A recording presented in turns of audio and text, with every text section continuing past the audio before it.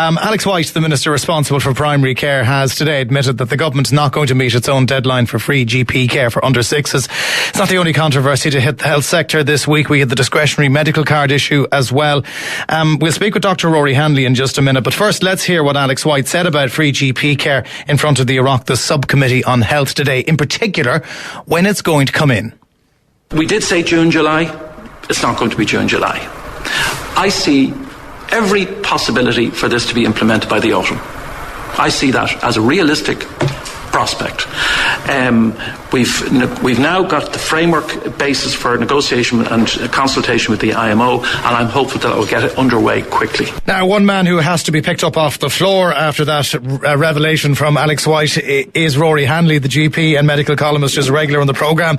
Amazingly, it's not happening on deadline.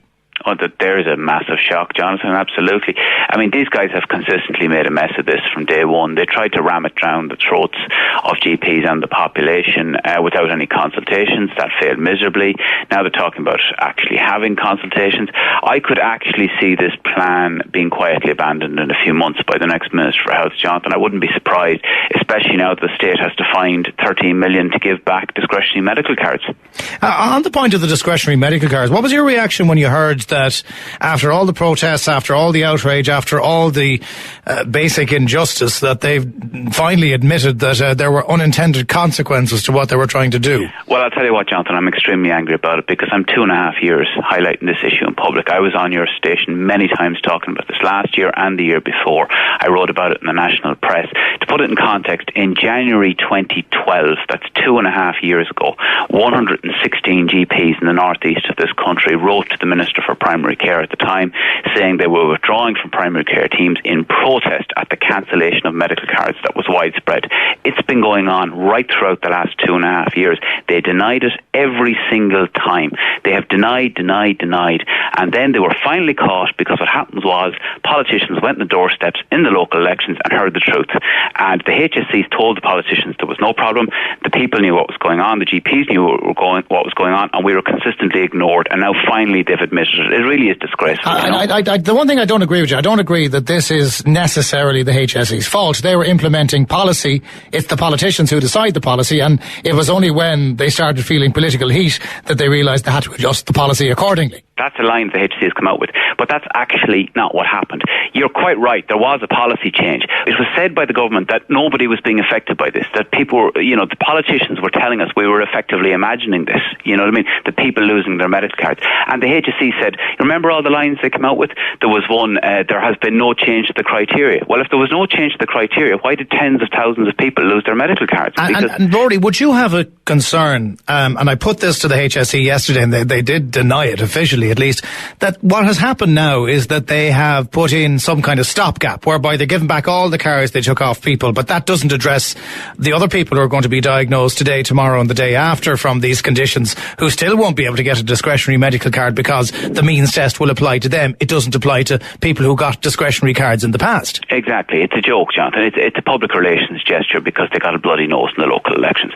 And I mean, you make the point about the HSE. Yes, I do have a certain amount of sympathy for them in that they were put in an impossible position. But what annoyed me was the fact that they tried to spin and deny that it happened, and they did that consistently to the extent that they even threatened those columnists like myself who actually spoke out and highlighted this fact. I received threatening correspondence in the past from the HSE for pointing out that people, seriously ill people, were being terrified by the HSE's reviews of their discretionary medical cards. They sent you letters? Sorry? Yes, I wrote for the Irish Independent last August, and a threatening letter was sent to the Irish Independent about my column demanding a retraction because I said, and I quote, that the HSE was terrifying seriously ill people up and down this country by taking their discretionary medical cards off them. They said it was false and defamatory, that statement. And now we know it's actually the truth. Would that give you an idea? I mean, I'm extremely angry at what went on here. And really, this now newfound, oh my God, we didn't see it coming. Well, we've been telling you, lads, for the last 2.5 years this is going on. So to say they didn't see it coming is just, it beggars belief, Jonathan. The unintended consequences line stood out like a sore thumb in the statement they sent out the other day. You and I talked about this on air. I remember having conversations with you. But what they did do, which I thought was very, very cynical, was throughout much of last year, when people up and down this country with serious illnesses were losing their medical cards, what were you and I talking about on air? Bloody free GP care for under sixes, for healthy kids under six. It was a diversion, you know what I mean? I mean, the real scandal, the real story on medical cards for the last few years has been this one, the utter cruelty meted out to seriously ill and vulnerable people in Ireland. And what were we talking about?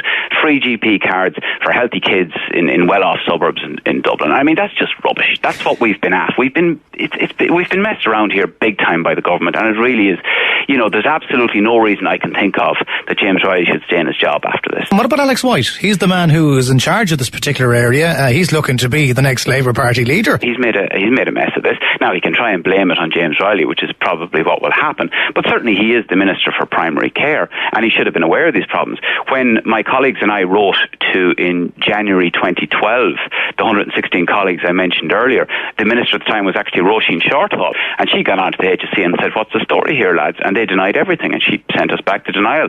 Alex White clearly bought into this. The HSE said, there's no problem, everything's grand, you know. And then they went to the doors in the local elections and heard the truth. And so the HSE has got a responsibility here for not revealing the extent of the suffering that was actually going on. Just finally and briefly, Rory, they say that they're going to work flat out over the course of the next 3 or 4 weeks to give everybody their cards back if the review took place since 2011. How confident are you that they're actually going to get all those cards back out to those people who can then stop worrying about having to pay their medical costs? Not confident at all, given that some of those poor unfortunate people have probably since passed away. I welcome the fact that they finally acknowledge reality, but I think they should be on their knees apologising for what they did. And I'm more concerned about what's going to happen to the next group of patients with long-term illnesses. Are they going to be treated in a similar fashion? Okay, Ruairi Hanley, Dr. Ruairi Hanley, medical columnist and GP, thank you very much for talking to us and giving us your thoughts on that fight.